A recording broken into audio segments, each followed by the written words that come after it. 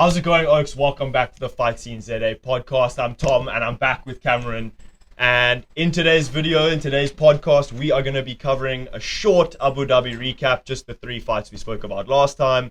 We're going to be going over the fight announcements, which happened last week, it was? Yeah. So the 320 fights, and then 321, Aspinall vs. Gone, and then a short preview for this weekend. It seemed like Oaks enjoyed the last podcast, so I've decided to bring Cam back. Lucky me. Signed a permanent deal, I think. A 3-year contract. 3-year contract, lights, casual, dude. Stoked to be here. What's up, guys? Let's get into it. So let's get into it. So, Shara Bullet against Marc-Andre Barriault. Mm-hmm. Can I just say, 30-27 unanimous is disgusting, but I think no matter what in Abu Dhabi, Shara was winning the fight. Yeah, 100%. But Marc-Andre Barriault definitely won a round, and I don't know how not one judge gave it to him. But early thoughts on the fight. It was a banger. Obviously, Marc-Andre Barriault broke Shara's nose, which is quite cool. Which we didn't see coming. I mean, in our previous prediction, we had said that this was a complete layup fight, that Shara was going to decimate him, but Marc-Andre, bro, got it, dude. Still got it. Broke his nose. How was it, brother? I think, in my opinion, when I was watching the fight, I think Marc-Andre Barriault could have won round 1, I think it was. And then round 2 was the close one where I think he broke Shara's nose. Going into the third, it could have been 1-1, in my opinion, and then he did lose the third quite visibly, but I was thinking 29-28. I can't believe not even one judge gave Marc-Andre Barriault a single round. But we knew it, though. We knew it. Abu Dhabi card, we were talking about, they want that Shara hype train back. Let's just slip him a little 30-27. Just slip him a little one. Give him a dominant decision. So we can give him a good fight next. We can lay him up. What is even next for him now, this oak? Middleweight division. He's not. I don't know if he's not ranked yet. I don't think he's ranked. Yeah. I mean, maybe another layup fight. In Abu Dhabi. I'm not so sure they're gonna throw him in the deep end yet. Maybe even like a Kopylov. I did hear shouts of that Kopylov versus Magomed. That is actually a good matchup, I think. Kopylov coming off a loss, now ranked 15th. Shara got a layup win. I think that's a competitive fight for Shara Bullet as well. Fun fight. 2 stand-up kickboxing 100%. guys. I think UFC book it. Yeah, perfect. Get it sorted. And then moving on, the co-main, Petr Yan versus Marcus McGee. If Yoke's got to watch this one, it was vintage Petr Yan. But Marcus McGee, dude, he landed shots on Petr Yan, and he definitely stung him quite a few times. But as we said in the build-up, Petr Yan just hits flow state more later on it goes. 100%. And he showed 3-rounder, 5-rounder, don't matter. Okay. Don't matter. How did you score round 1 though? Did you think it was a clear cut? I'm trying to think now. I think round 1, I think Marcus McGee could have won. Yeah. I think it was that round where he landed the cleanest shots, the heaviest more shots. significant ones for sure. But then round 2 and 3 was definitely in round 2. Early round 2, he was piecing McGee up. So, but we said Marcus McGee was going to come out hot and he could disrupt Petr Yan, but he couldn't disrupt him enough. Really. Guys, don't sleep on this channel, okay? You're seeing into the future right now, okay? Just keep this in note, okay? Can I just say though, dude, the rest of the card was impossible to predict. 5 underdogs on the prelims one. Yeah, literally, dude. I mean, that's insane, okay? Fucking ridiculous. So we didn't predict those ones. Come on. That's why we didn't. And then moving on, the main event, Robert Whittaker against RDR, Renier Derrida. Oaks were talking robbery, Whittaker won, blah, blah, blah. Oaks, I was voting for Whittaker, and even I was like, no, RDR won the 5th round. That was the swing round. It was 2-2. 100%. I think RDR won it. What's your take? 100%. I mean, I predicted Derrida to win, and I'm happy that it came to fruition. I just, Whittaker did put on a good performance, undoubtedly. But to say robbery, I 100% agree. It's an outrageous take, okay? Derrida, he did control him. Those knees that he was throwing, oof, yes, okay? Those look dangerous. I don't think it's an outrageous shot that Derrida won that. And to say robbery is crazy. I think Oaks are Oaks hate clinching and fence holding and all that. That if they see it at all, they're immediately like, how could you score that for the 100%. Round or whatever? But Derrida was not like holding Whittaker and not doing anything. He was 100%. Still throwing knees. He threw a couple elbows. He was still active against the fence, and then Whittaker would throw him off, try land a couple, then RDR would get him back. He was active. There was no part of me that was thinking this is a Mario Bautista against Aldo kind of vibe. Yeah. I think clearly one for Derrida, and a good fight shows he can compete with the best. Yeah, shows he's that guy, really. And now, this puts us in quite an interesting position where we see Whittaker on a 3-fight lose streak now. No, I think it's 2 because he did knock out Aliskerov and then he lost to Howzit. So he's on a 2-fight losing streak. But I don't know. This is an interesting fight now for the middleweight division. What do you think with Derrida now? Well, I mean, that's a big win. This is a big win. Okes want Derrida to fight Drickus just because they want to see absolute. They want to see absolute comedic fighting. Of course. Do versus der, bro. Yeah. But I think there's no way as a 13th rank. Look, I don't know if the ranking. I don't know if the rankings have changed yet. I don't think they've updated yet. They do update Monday morning usually, so I think for some reason Derrida's 13th. I don't know what's up with that. I don't think it's updated. Maybe not. But so it does put you in an interesting position because you've got a lot of Okes fighting for wanting to fight for the title as well. You've got Imavov Borralho title eliminator. So I think Derrida versus loser of Duplessis Howzit could be a good fight. Good shot, sure. Or loser of the Imavov Borralho fight. That's what I think to get him up there. So for those you don't know, we have the rankings up right now, but I see a name there that's unbooked. Who's high in that weight class. What do you think about a Derrida Adesanya fight? Hey, what would you say to that? I've also seen people saying that's a good matchup. Yeah, and I have to agree, it's a banger. It's a banger. I mean, Adesanya called out Strickland, but no one wants to see that rematch, dude. Give us a fresh matchup. Adesanya versus Derrida would be good. A long, lanky 100%. Striker Adesanya against a kneeing, clinch working Derrida. I think it'll be a great fight. I think it'll be perfect.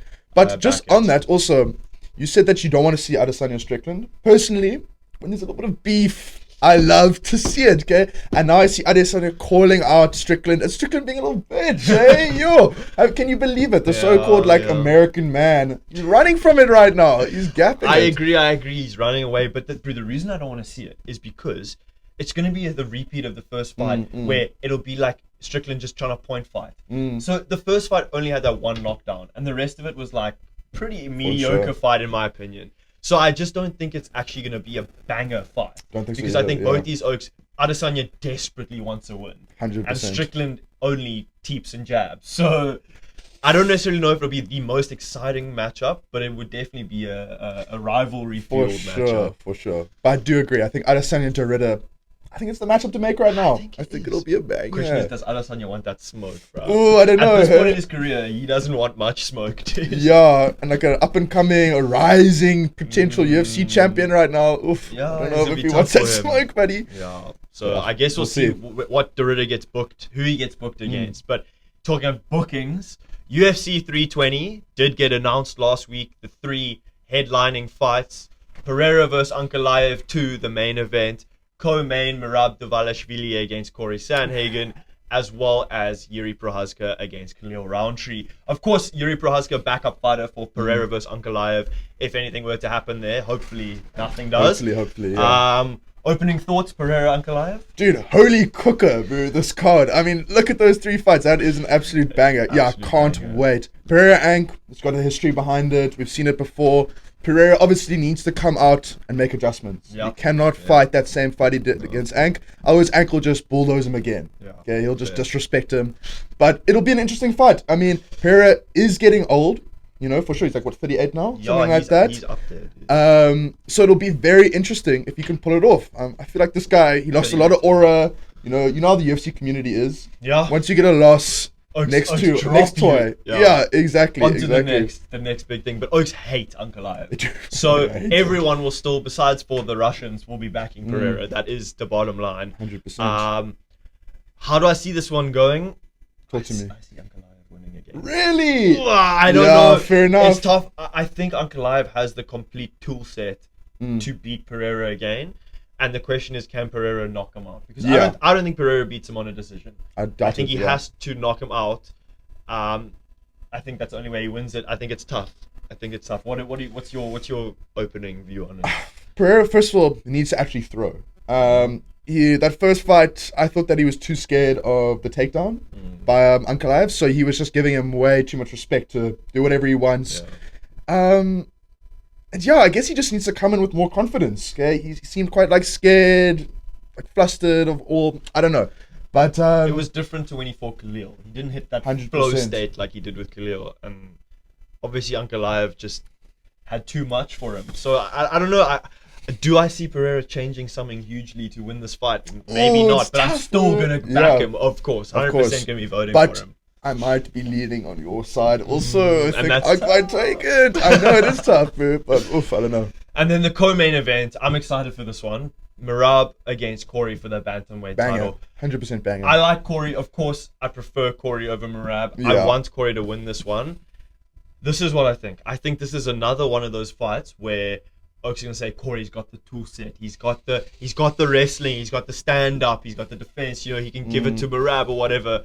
And then you get to the fight, and Merab's gonna 50-45. Yeah, 100%. I agree. It's like you would actually be stupid to like vote against Merab because I don't know who can out cardio him. I don't know. No one. I don't know who has the path to victory against Merab. Yeah. And that's tough to say because I want someone to beat him, but I don't see it happening. What's your opinion? Dude, Bessa, you took the words right out of my mouth.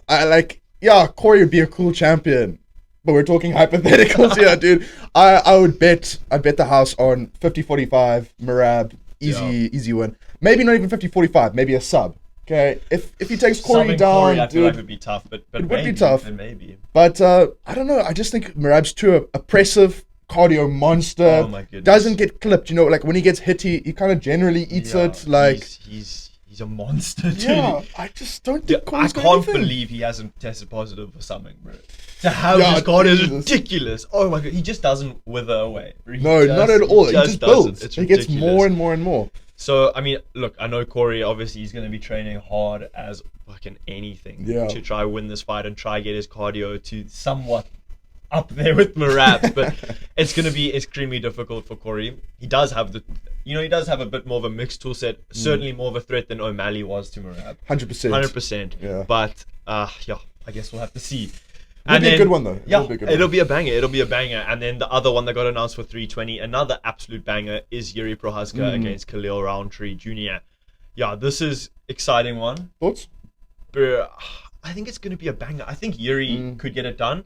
Khalil looked very good against Jamal Hill. Yeah, very decimated good. him. So I think Khalil's obviously hitting quite a nice fighting rhythm at the moment. And Yuri, he's had some time off. He hasn't fought since he got knocked out by Pereira. No, he's grafting his uni degree. Yeah, so it'll be interesting. Some ring rust for Yuri because, I mean, Khalil's obviously had a title fight and then he beat Jamal. So I think it's going to be difficult for Yuri. I'd be interested to see how the betting odds close on this one when it comes to fight night because Yuri being a small underdog could potentially be something I'm looking at. What do you reckon? Did Yuri not fight Hill after Pereira though? I think they did. Oh, right? did he? And then he knocked him out. him Yeah. out. So Khalil and Yuri both fighting Actually forgot. off the same last win, right? They both beat Hill Yes, most he did recently. knock out Yeah. Me personally, I think that Yuri's got the job. He's got the tools to do the job. Khalil coming in off great form. I mean, that fight against Pereira, he did really well. You know, he surprised a lot of us. Yeah, he just lost his cardio a bit at the end. 100%. But, And with Jamal also. quality. He put it on a great performance. He taught him a lesson, I thought. But I just, when you watch Yuri, when you watch what he did to Hill, I mean, that was fucked up. He decimated That's it. actually, I forgot about it. Now, even thinking about that, Yuri is actually got to be the favorite. Thinking that he's coming off that knockout against Jamal Hill, and he's just a dangerous striker. Yeah. Good with everything. I mean, I think it'll be a stand-up battle. 100%, Which yeah. is why No I'm ways keen to touch see the this floor. one. I think it'll be such a banger. And I actually agree with you. I got to go with Yeah. Yuri out the gate, but it's gonna be close. It's going to be close. I think the biggest thing in this fight is Yuri's head movement. I think Yuri's got some great head movement, and I don't think Khalil's going to be catching him like he thinks he is. Like he thinks that he will be. And I think Yuri's just going to hit him with the slip. So I don't think Khalil's going to make it out. No, it's gonna be a banger. Knockout surely. Huh? I mean, you would think. You would You think. would think. But yeah, so that's the three main headliners of UFC 320, a bunch of absolute bangers. And then the last fight announcement for 321, finally, after months of waiting, we get Aspinall versus Gane for the heavyweight championship. Maybe not the most exciting matchup, however, it should be competitive. I think obviously two stand-up guys. So we'll see. Aspinall's obviously got good jiu-jitsu, good ground game. I mean, Gane got submitted in round one by John Jones. Yeah. So I think Aspinall wins And this one. fight by Gane. Yeah. I think Aspinall knocks out Gane, to be 100%, honest. yeah. If Tai Tuivasa is dropping Cyril Gane, I mean, I think Aspinall can knock him out. What's your thoughts? I 100% agree. First, I'd also like to say, nice to have a heavyweight title fight. Finally, yeah, it is. It's been like, what, over a year? So it's cool to see those boys get involved. But best, I think you've nailed it. I don't think there's anything else to really say. I think Aspinall, his ground game, he's got a good ground game. We know this for sure. So if he wants to take Gane down and sub, he probably will.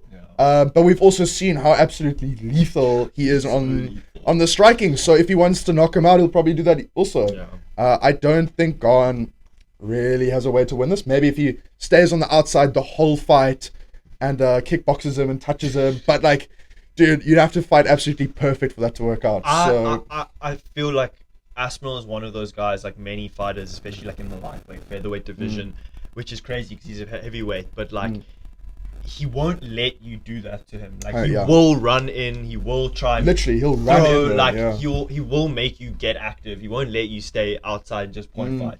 So I don't know how Gane's going to win this one, because I don't even know if he could knock Aspinall out. Look, maybe it'll be one of those moments where you're like, holy shit, I did not see that coming. Spinning wheel kick, something. Yeah, could you imagine? But I mean, you've got to think out the gate, Aspinall is taking the dub on this one, and unifying his belt finally, getting his first defense. Does this count as a defense? Because he is now the champ, I don't know. Well, like, do you even defended the interim belt? Like, it has to be a defense. But then John Jones retired, so it's like, do those interim belts defenses count? Because he was technically champion, then he became champion even after fight for the belt. Yeah, I don't know. I think this is his first title defense. I think that's his official one. I think that's how you've got to look at it. But also a banger. I don't know. Talk to me though, Bessler. How crazy would it be if Gane knocked out Aspinall after all the talk? Jones versus Aspinall. My goodness. Just like you say, spinning wheel kick or something crazy. Could you imagine? Oh my god. Aspinall's stock would take the biggest dive. It'd be crazy. Because Oaks would start saying, oh my goodness, I mean, how did we ever think Aspinall would beat Jones? Yeah. Like, we talk so much trash. Like, it would. Could you imagine? It would be detrimental. And now Gane is champion who fights once a year in Paris generally. Like, oh my waits god. for his home card. Yeah. So he can stat pad a heavyweight winning some can, like Martin Tybura. I don't even know. Third title shot also. Crazy. It'd be crazy. And then obviously the co-main on that one, heavyweight Volkov against Almeida. Yeah, it's a good one. Hey? That's hopefully going to be a good one. Almeida been known to be a bit of a crotch sniffer. However, Volkov's pretty dangerous on the ground with his submission game and stuff like that. So should also be a competitive fight. I think Volkov's super motivated to fight for the title before he retires as well. So a lot at stake for these two heavyweights in that co-main. I was gonna say, like, what do you think this fight leads to? Is this like a potential title fight for the winner? You think so? Hey? I think. With the run, Volkov... Oh, but you see, so Volkov obviously got robbed by Gane. Yes, by Gane. Poofs bad. Yeah. It was a terrible robbery. And Dana White was like, we're going to make this right, kid, or whatever. Yes, I do remember. And then he gives Cyril Gane the title shot. Yeah, I know. So he didn't fucking make that right. Yeah. But Volkov is... I reckon he's definitely earned himself a title shot if he wins this one. And I think Almeida too. I think Almeida's also currently on like a 2-win streak since he lost to Blades. So this has to be title shot for the winner, absolutely. And maybe loser fights the loser of the title shot. See what happens. It's just like there really isn't a lot of depth there. Yeah, it's just like heavyweight is boring, which is nice that we finally have Aspinall. So he's the draw. You know what I mean? It doesn't Aspinall matter. Throw him anyone for in the there. heavyweight division. He literally has to maintain some greatness. Otherwise, what? Cut the division. Just get them out of here now. Okay, like had enough. Oh yeah. But also, I may as well ask. We've obviously seen the murmurs from the great Duck himself right now. Okay, saying how he wants the title shot, how he wants he's gonna fight at that White House card. What do you think? Does he have enough sway over Dana and that company to pull it off? No chance. But I think Dana did say already, I think he said, like, I don't want someone like John Jones on the White House card, because, like, you can't rely on him. Yeah, you can't rely on that. Which is so valid. So I think Dana actually can't do that, because I think the fans will also be like, off, dude. We are not having this oak here. Like, fuck him, he's a doers. That's my opinion. 100%. So I don't think he'll have enough sway, to be honest. But, I mean, do I think the White House card will happen? Probably not.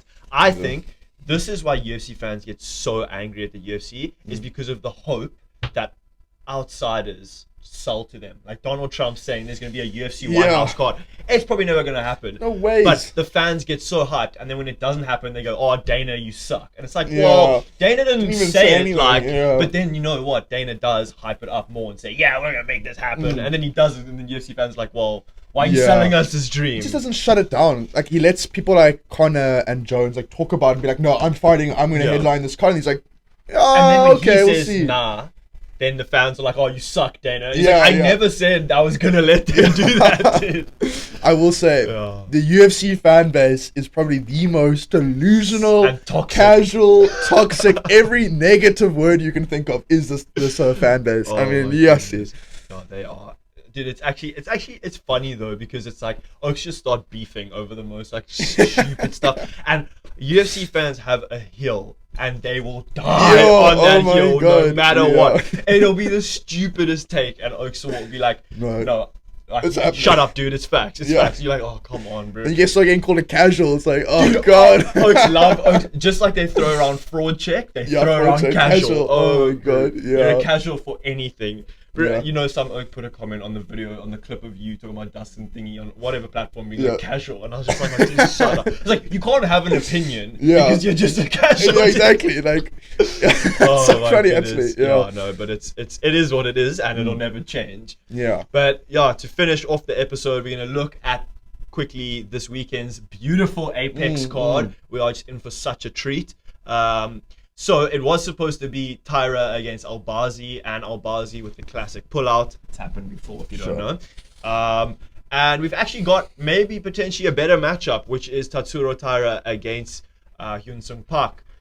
Park undefeated 10-0. Talk to me. This is definitely a step up in competition for him. Tatsuro Taira 16-1. He's great submission artist. He stormed the UFC. Like he's proper. This is definitely a step up for Park.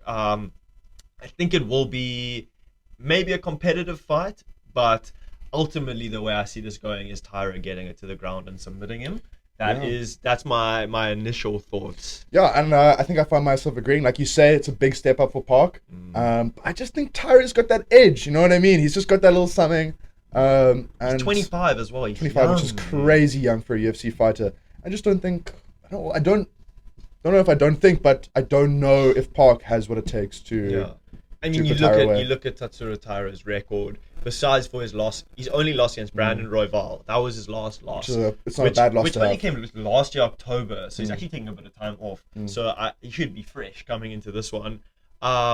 He's got good knockouts. He's got submissions. This guy, he's more well-rounded than Hyun Sung Park, in my opinion. So I guess we'll see how it goes. Hyun Sung Park, he's dangerous too. He's got submission wins, he's got knockout wins, but he's not faced the level of Tyra, in my opinion. It's nice, also a high-level Asian bout, which I feel like for whatever reason you don't actually see a lot of that in the UFC. So it'll be a cool one to watch. It's going to be a banger, and this co-main is also hopefully going to be a banger, which is Mateusz Rebecki against Chris Duncan. Rebecki, obviously, his last fight was an absolute war with Mikdebek Orolbai, split decision win for him. He really did. He destroyed Orolbai. You might not know it now, but you've definitely seen the fight in the photos. It's gnarly. And then Chris Duncan, Scottish power. He submitted Jordan Vucenic in his last fight.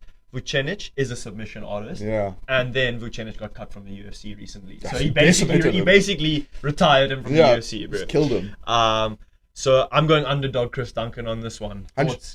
Bro, it's my Scottish brother, okay? The name Cameron, Chris Duncan, come on. Scottish link up right now. I think my boy's just going to take it, okay? He's going to go Braveheart style. He's going to knock this guy out. You reckon? Backing my boy. Yeah. No, of course I'm going to back my boy, Yeah, bro. you got to. I think there's good value for money on Chris Duncan as the underdog. They both only have 2 losses on their record. Rebecki's obviously got a few more fights. Same age, reach and advantage for Duncan. I think it's a good matchup for both of them. I think we'll see a mixture of standing and banging, ground game, grappling, submission threats. I think this is going to be a fun fight. I think it's a good. We've actually got 3 good fights in the Apex, which brings me into the last one we'll talk about, which is too good for the Apex in my opinion, which is Elvis Brenner against Esteban Ribovics. Tell us what you think, yeah. Elvis Brenner, he is 16-5. Most of his losses came a bit recently. he has faced pretty good fighters. He's a stand-up guy. He loves to. He's one of those twitchy fighters. He stands, he's moving all the time, runs in. His last fight was against Joel Alvarez, and to be honest, Alvarez pieced him up and then finished him late in the third. But Brenner definitely gave it to Alvarez. And it was really a good fight. And Alvarez, different beast right now. Yeah, he's quality. He's quite hectic. So not a bad loss. Going to the third round was good. He just got finished with some brutal knees. To the head, it was like in the field. Yeah. And then Ribovics, of course, everyone knows his fight against Zalhuber at UFC Noche, where he took the win. That was honestly an insane fight, and he's coming off a loss against Nasrat Haqparast, which was a bit of a robbery in my opinion. But this is a quality fight. This one doesn't go to the ground unless one of them clinches because they hurt. I think these oaks are going to stand and trade kicks, punches. They've both got amazing kicks. Ribovics knocked out Terence McKinney with the head kick. I do remember that one. Yes, that was a nice one. It's going to be a banger fight. I'm going to go Ribovics, I think. What's your opinion? I'm backing Ribovics also, 100%. I just don't think Brenner's going to take it like that. But needless to say, absolute banger of a fight. Yeah. If you guys missed this one, you're youngsters, okay? Get involved. I will say, from a betting perspective, looking at Ribovics and how many shots he absorbed against Zalhuber and how he loves to stand and trade, even against Haqparast, there is room for Brenner to catch him with something. Brenner is very explosive. I watched that was the fight I was watching this morning. Nice. I was watching Brenner against Joel Alvarez, and Brenner explodes into the pocket, into his punches. He'll be there twitching, and then he'll just bang run in. So I will say there's a world in which Brenner clips him, catches him, knocks him out, or even just decisions him by winning a round or something like. Getting some knockdowns or something like that. So I will say there's a world in which Brenner could win this fight, but I think Esteban Ribovics is just a bit more well-rounded, and he's proven he can win those big fights. So I think that's why the betting lines will lean towards him, and that's why I think most fans will lean towards him. But either way, banger for the Apex. Please. We've actually got Oaks. If Azamat I don't know if you know Azamat Bekov, if his fight was still going ahead on the prelims, this would be the best Apex card of all time. Unfortunately, his other opponent pulled out, then his new opponent couldn't get a visa, so his fight's not happening. But that would have been insane. But regardless, banger Apex card. I will say people maybe should cool it down on Dana and everything, saying that about the whack cards and everything like that, because at least recently he has been providing. Okay, we've been eating. I mean, we still don't even have the co-main for Drickus comes out, right? No, it did get announced and it sucks. Oh, really? It's Lerone Murphy against Aaron Pico. So Aaron Pico was booked against Evloev, and then yes, and then Evloev pulled out. Yes, I remember. And now, so then Pico and Lerone Murphy got announced this weekend in Abu Dhabi. They put up co-main Lerone Murphy against Pico. I don't know. It could be a good fight, but based on their fighting styles, it's not what you want as your co-main. It's not what you want as your co-main. Comes out Drickus, which is already wow. Can I just say, I have not been this hyped for a fight in a long time. Fight week. Wow. Fight week is gonna be insane. Yeah, it's gonna be electric. I'm gonna make so many videos. I'm gonna be so biased towards Drickus. Well, we're unbiased over here. No, fuck. No, Oaks, but that fight is gonna be. We'll cross that bridge. We'll save the talking for then because we're gonna be absolutely just going off on it. I can't wait. It's gonna be a banger. But I'm happy with this weekend's Apex card, to be honest, bro. And I agree. I think Oaks are too harsh. I think it depends on what type of fan you are. Yeah. And if you kind of do your research and you watch all the cards and stuff, you can pick out what are good fights, and you can look at a card and be like, you know what, I may not know the names, but there's potential there. So I do think Oaks are a bit harsh, but I've also tuned it recently because it has been weak recently. I think because of what happened with 318, some of the fights they put on there, the co-main now for 319, and then you look at all the fights that were loaded for Abu Dhabi. I think Oaks were just like, bro, how can you load up a random fight night and then our pay-per-views and our Poirier's retirement is so whack. Yeah. So as a UFC fan, I'll always be hating. Yeah, you have to be. Otherwise, are you actually a UFC fan? If you can't beat them, join them. Yeah, exactly. Okay. But Oaks, I think that just about wraps up this episode. Anything else to add?